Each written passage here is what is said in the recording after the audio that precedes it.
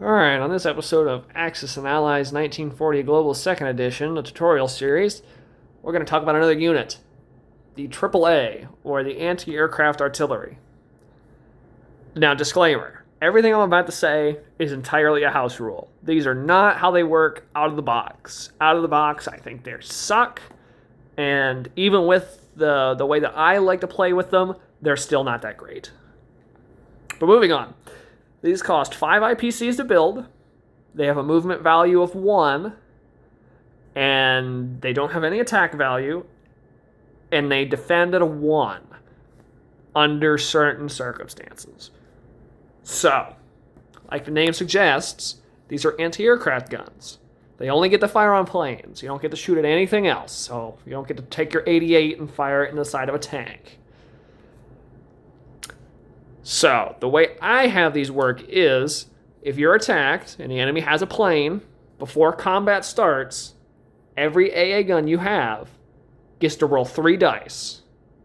Doesn't matter how many you have, doesn't matter how many planes that they have, each one gets to roll 3 dice.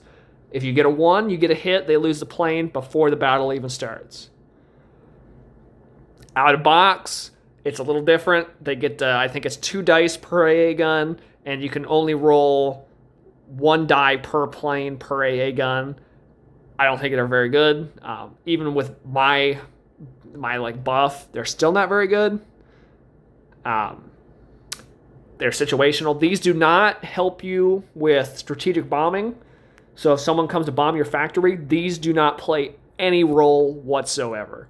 The facilities have their own AA guns, which we'll talk about when we get to strategic and tactical bombing raids. But generally, I would probably never build these. It has to be very specific scenarios. And usually you start with plenty.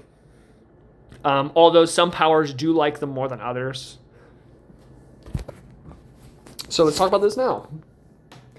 The countries that I think like AA guns the most, first, conveniently, it's a power that can never build them. China.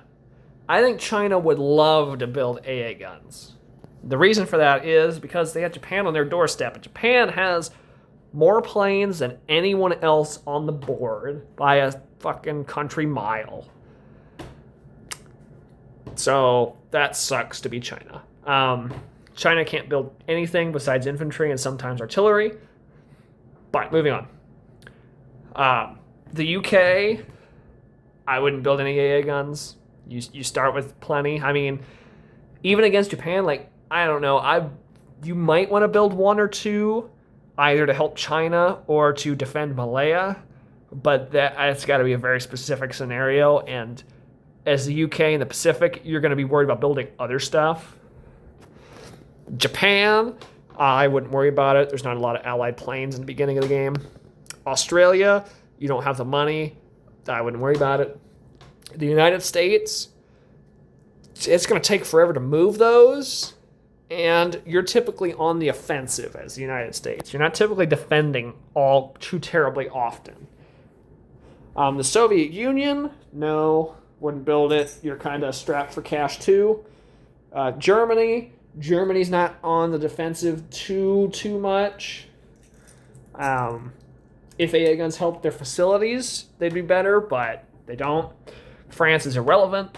Italy's also poor, and that the fact that it doesn't help your facilities, it's just not worth it for Italy. I think it's everybody. Generally, I just wouldn't build AA guns. I don't think they're very good. Sure, they have very, very situational uses, and if I can avoid sending planes to a place with AA guns, I'll do it. They're more of a deterrent than anything. I don't think you're going to shoot down very many planes. You might be lucky to shoot down 3 or 4 throughout the course of a long game. And you're lucky to see 1 or 2 AA guns ever built in a game. If you take anything from this, AA guns are not good.